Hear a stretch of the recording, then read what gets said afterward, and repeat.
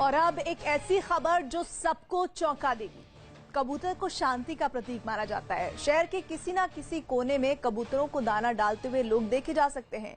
कई बार कबूतरबाजी भी रोमांच देती है, लेकिन अब जो खबर आपको हम दिखाने जा रहे हैं वो कबूतरों से जुड़े तमाम मिथक तोड़ देगी, क्योंकि ये परिंदे मौत का पैगाम भी देते हैं। कबूतरों के करीब रहने पर आपको कई जानलेवा बीमारियां हो सकती हैं। उन्हें पंख और बीट से ऐसा इन्फेक्शन भी लगता है जिसका कोई इलाज नहीं है। कबूतर जा जा जा, कबूतर जा जा जा, कबूतर जा जा जा, कबूतर जा जा जा।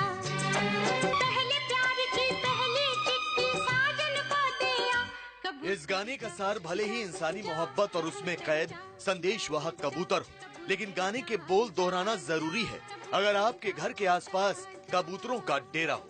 कबूतर जा जा जा, कबूतर जा जा जा।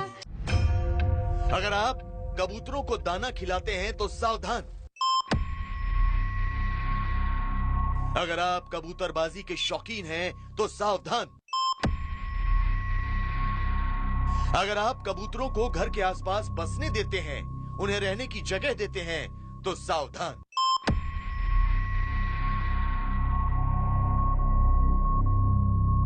कबूतर जा जा जा, कबूतर जा जा जा, कबूतर जा जा जा, कबूतर जा जा जा। पहले प्यार की पहली चिट्ठी साजन को दिया। क्योंकि ये कबूतर मोहब्बत का पैगाम लाए न लाए, बीमारी और मौत का पैगाम जरूर पहुंचा रहे हैं। लेकिन कबूतर को भी अपने आप दाना लेने दीजिए, क्योंकि अगर आप दाना डालेंगे तो उनकी पॉपुलेशन बढ़ती चली जाएगी और ये बीमारी फैलती चली जाएगी। कबूतरों से बीमारियां भी फैलती हैं और इसीलिए हमने ये जाल लगा रखा है। कपड़ों पे बीट करते हैं, बहुत बुरा हाल है। इतनी स्मेल आती है कबूतरों से कि हम तो बहुत ज्यादा परेशान हैं। कबूतर के बारे में सुंदर स्वरूप सिंघल से पूछिए, ये कहना गलत नहीं होगा कि कबूतरों ने उनकी पत्नी की जान ले ली। शुरुआत सिर्फ पेट दर्द से हुई और फिर उनकी पत्नी ऐसी बीमारी की गिरफ्त में आ गई जो कबूतरों की वजह से होती है, जिसका कोई इलाज नहीं है। दीपक तलवार ने भी कुछ टेस्ट कराए, उन्होंने डायग्नोस किया कि इनके अंदर ये डिजीज है लंग्स में। जो आपके आसपास कबूतर रहते हैं? नहीं, तो कबूतर तो नहीं रहते। हम पहले तिमारपुर रहते थे, वहाँ तो थे कबूतर। तो बोले ये डिजीज कबूतर से होती है, कबूतर की बीट से, कबूतर के पंख से, इनसे कबूतर की बीमारी फैलती है। दिल्ली एनसीआर में अनगिनत परिवार हैं जो कबूतरों से पैदा होने वाली खतरनाक बीमारियों से बेपरवाह हैं। कबूतरों की आवाजाही से लोग परेशान हैं, लेकिन ये नहीं जानते कि ये सिर्फ तंग करने वाला पंछी नहीं है, बल्कि ऐसा पंछी है जिसकी बीट और पंख आपको बीमार, बहुत बीमार बना सकते हैं। कबूतरों ने तो देखिए आप जाल लगा के बचाव कर रखा है। इतनी गंदगी कर रखी है कि नीचे को गाड़ी नहीं खड़ी कर सकते, ऊपर सज्जे पे इतनी बीट करते हैं, कपड़े डालते हैं, कपड़ों पे बीट करते हैं। बहुत बुरा हाल है। इतनी स्मेल आती है कबूतरों से कि हम तो बहुत ज़्यादा परेशान हैं। कबूतरों से बीमारियां भी फैलती हैं और इसीलिए हमने ये जाल लगा रखा है। जाल से बचाव हो जाता है तो कम से कम गंदगी भी नहीं फैलती। घरों के अंदर बड़ी गंदगी कर देते हैं ये। नीचे गाड़ियाँ खड़ी होती हैं, गाड़ियों में सारी बीट्स वगैरह आ जाती हैं, तो इससे बीमारियां भी फैलती हैं। इसलिए हमने इसको जाल लगा के कवर किया हुआ है। तस्वीरों में जो आप देख रहे हैं ये घरों के नए डिजाइन नहीं है, बल्कि लोगों ने अपनी बालकनियों को, अपने घर को कवर करते हुए ये जाल लगाए हैं। और ये जाल इसलिए क्योंकि इस इलाके में कबूतर इतने ज्यादा हैं कि लोग इनसे परेशान हो गए हैं। कबूतरों को किस तरीके से भगाया जाए वो नहीं जानते हैं और कबूतर बीमारियों का सबब भी है। दिल्ली के पांडव नगर इलाके में कबूतर राज है। बालकनी में जाली लगवाकर लोग कबूतरों से पीछा छुड़ाने की कोशिश में हैं।